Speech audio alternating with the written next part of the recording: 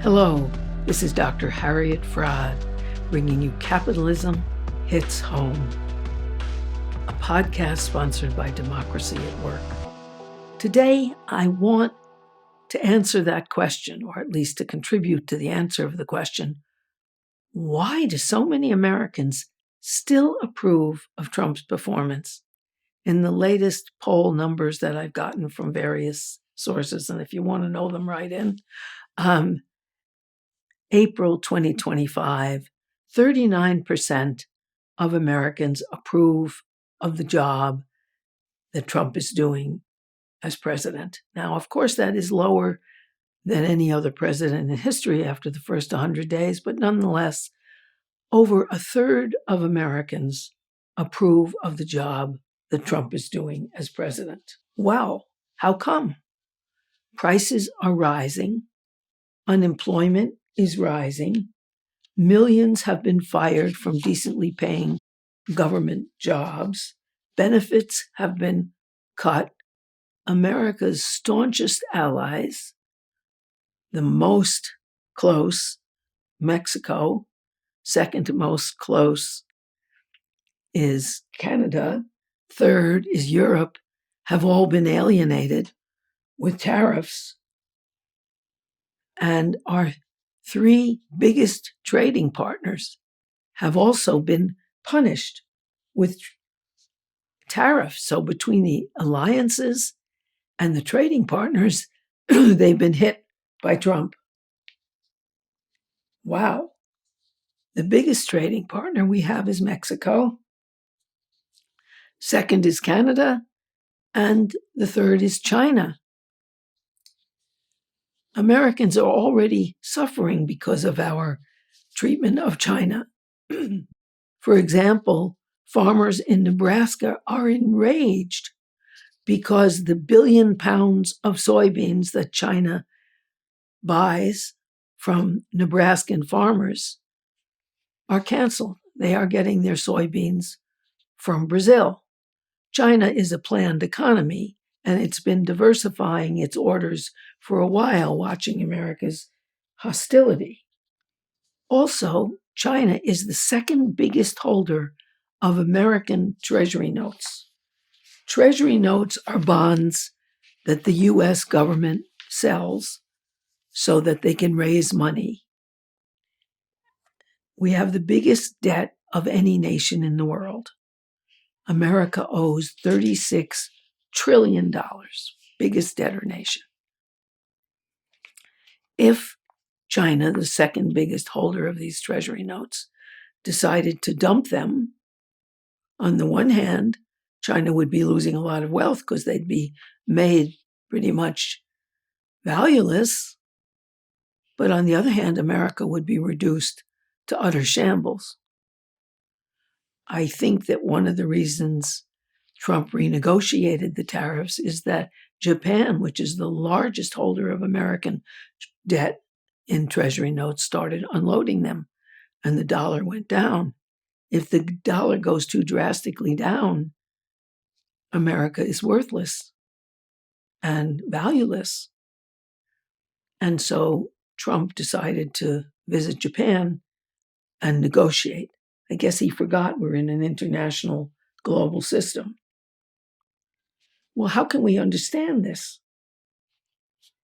Why aren't Americans all overwhelmingly opposed that we're alienating our allies, we're alienating our trading partners, our dollar is of less value, our prices are rising? Why? Well, there's been a lot of discussion about that. But one view of what's happening hasn't been discussed, and I think it should be. And that's the view that comes from the school of Marxian thought called the Frankfurt School. In Frankfurt, Germany, professors got together, Marxian professors, before they all decided to leave for their own safety, and they tried to figure out, why are Germans supporting Hitler? My God.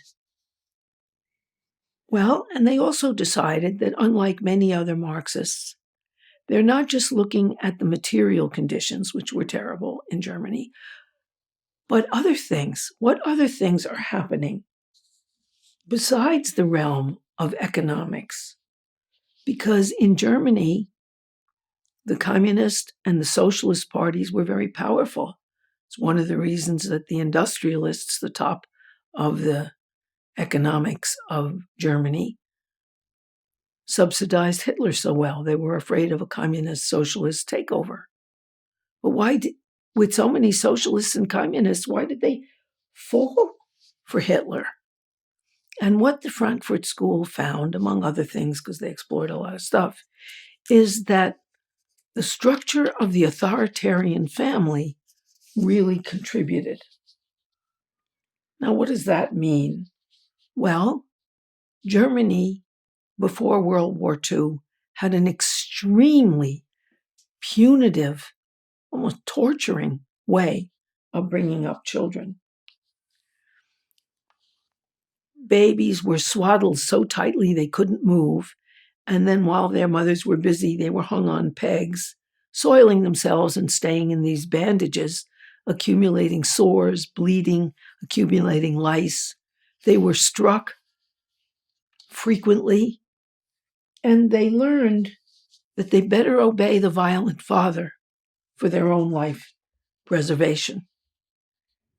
Hitler represented that violent, cruel father, the omnipotent father who has to be obeyed to the point of worship. And in 1933, when Hitler came in, Germany was in terrible shape. The inflation was historically high. Meat, the mark was the dollar of Germany at that time. Meat cost 3 billion marks a pound. Butter was 6 billion marks a pound. A pound of potatoes and a glass of beer, which were staples of the German diet, came at 50 million and 150 million marks. People rushed as soon as they got paid. They rushed to the store to buy things before the value went even further down and you needed even more. Germans were frugal. Their life savings were wiped out, and they were in terrible shape. A key component of what the Frankfurt School figured out is that German people had been reared with the idea that when hard times came, when bad times came, when trouble came, shut up and obey the authority to stay safe. Many children in American authoritarian families carry the same message, that when hard and threatening times seem to be coming, shut up and obey is the best way to avoid danger. Physically punishing American parents, like pre-World War II parents, they couldn't really kill their kids and get away with it the way the German parents could. Nor could they really get away with breaking their limbs, because that is against the law.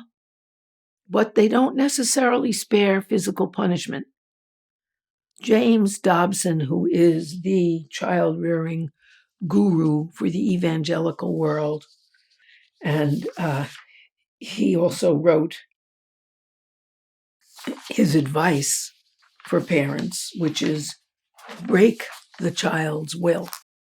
That was covered in a very good book by Philip Grevin called Punishment and the Psychological Impact, Religious Punishment and the Psychological Impact of Physical Abuse.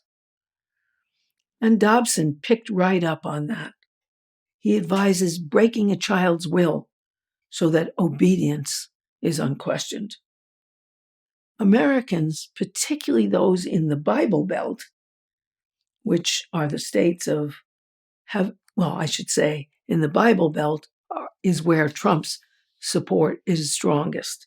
The Bible Belt in the United States is Arkansas, Alabama, Georgia, Kentucky, Louisiana, Mississippi, North Carolina, Oklahoma, South Carolina, Tennessee, Indiana, Kansas, Missouri, New Mexico, Ohio, Texas, West Virginia, and Virginia. They all voted strongly for Trump and remain most likely to support him. They, like the World War II Germans, may fear for what is happening to them is frightening, and they have to obey the authoritarian father to get by, because their reality really has changed. Because industry left the United States so that capitalists could move their factories to low-wage territories like China, India, Bangladesh, Pakistan, where people have no ecological protections, no personal protections like pensions or health insurance and so on, and they could make even more money. Those near the top of the United States have really increased their wealth, which of course they brought back and bought the American political system. But between 1963 and 2020, the top 10% of America saw their wealth increase more than 6 times. Those at the very top, the 1%, saw their wealth increase 7 times. Well, the ones in the middle and at the bottom saw their wealth not increase at all. They stayed at the bottom. They lost the security of decently paid white male jobs. Of course, that was only for white males that were unionized. And because more than a third of the country was unionized, they raised all wages, and people got pensions and reasonable work hours and health insurance and money to spend. But they don't get that anymore.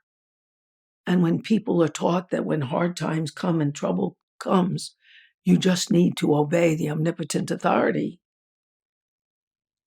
The omnipotent authority, or the one who claims to be, is certainly Trump. That's why he retains 39% of American support. There's another Marxian philosopher that helps shed light on that, and that's Louis Althusser, really the foremost philosopher of France. He was the head of the École Normale Supérieure, which is a graduate school, and it's the equivalent of the super-duper Harvard, because they don't have legacy admissions.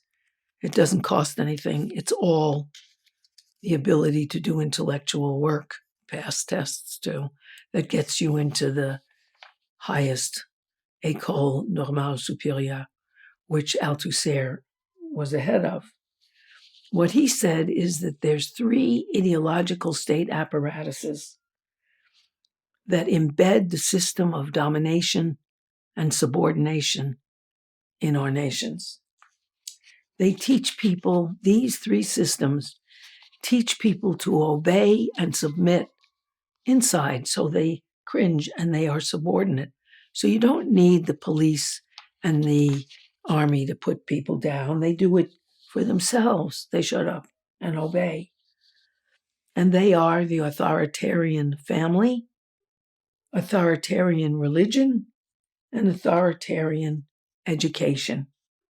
Children brought up in these systems submit to authoritarians because they're afraid,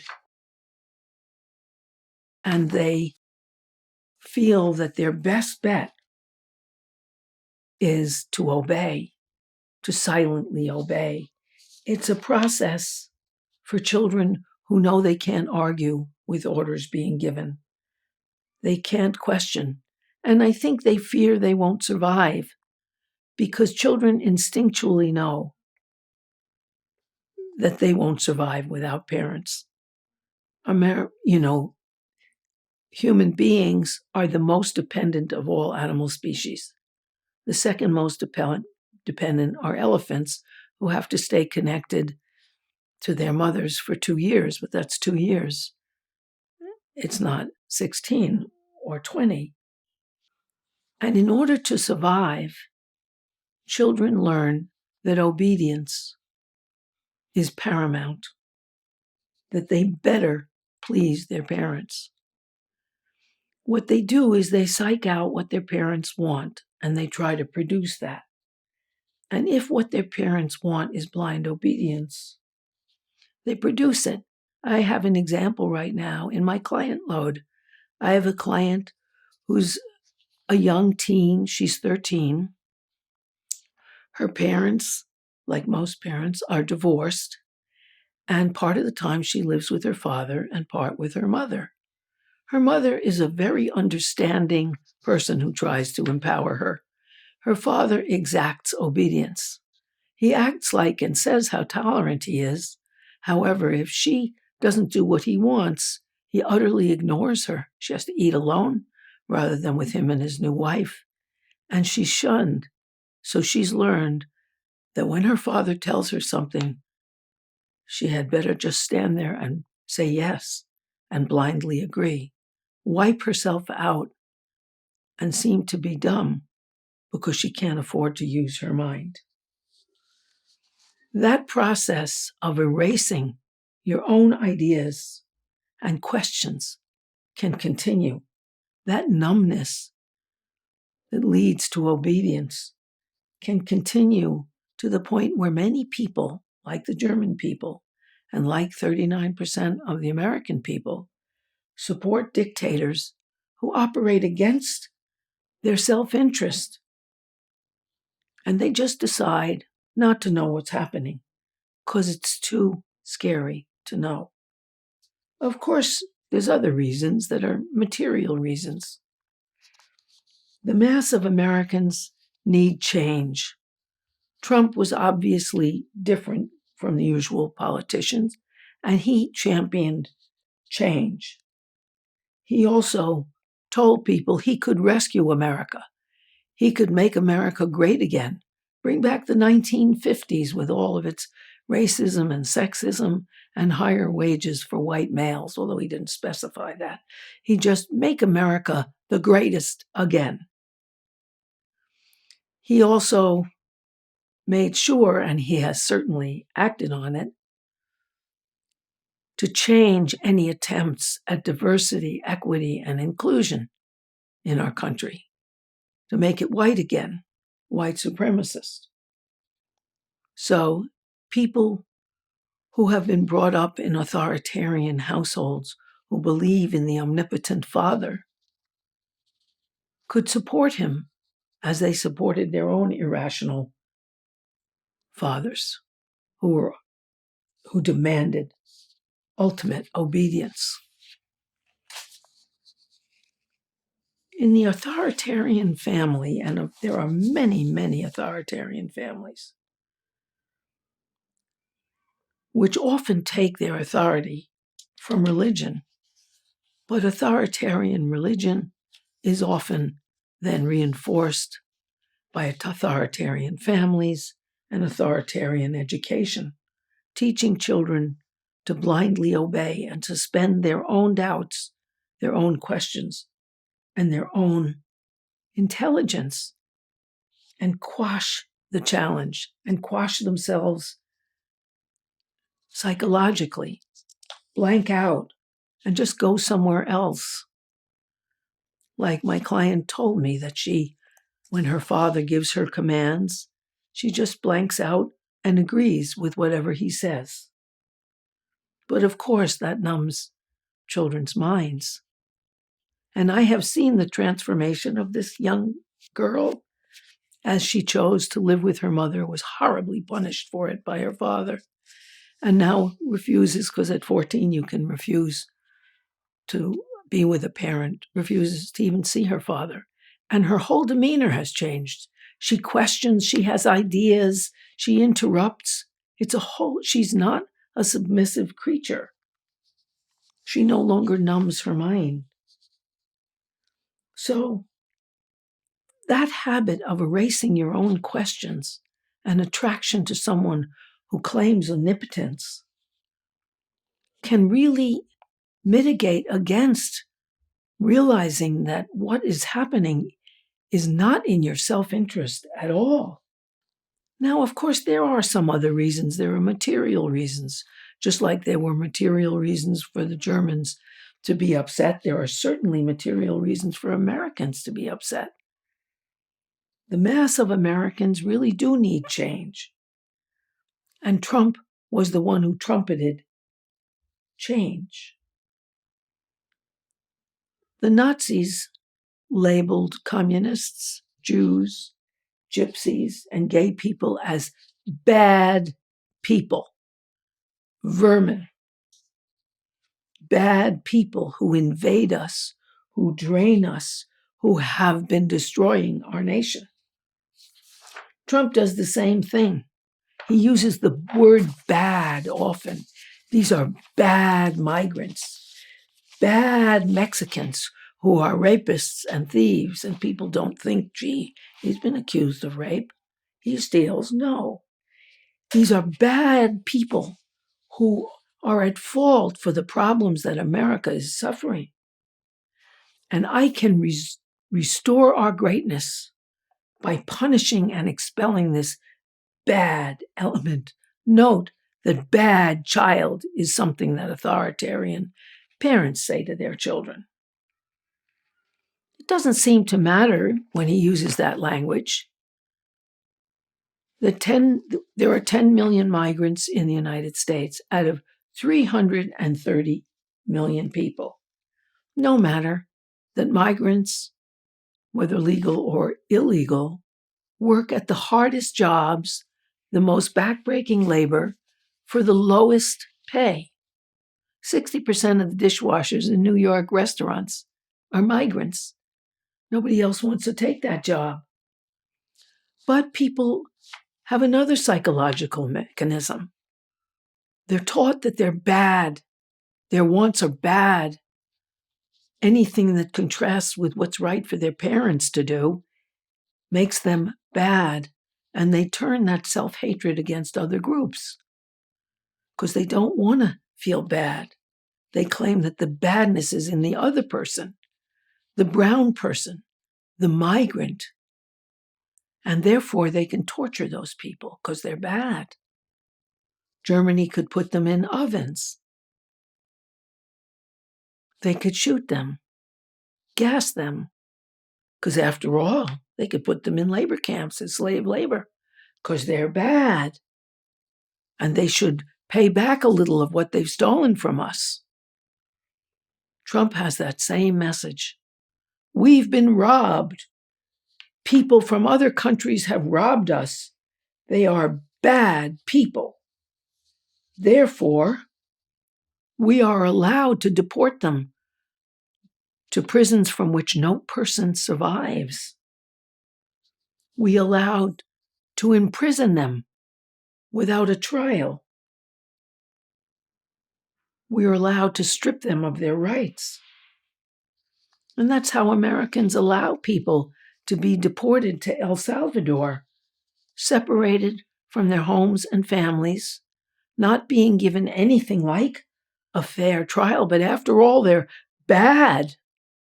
They're poisoning us. Those same words that are used against children's assertion of their own needs against what their parents want.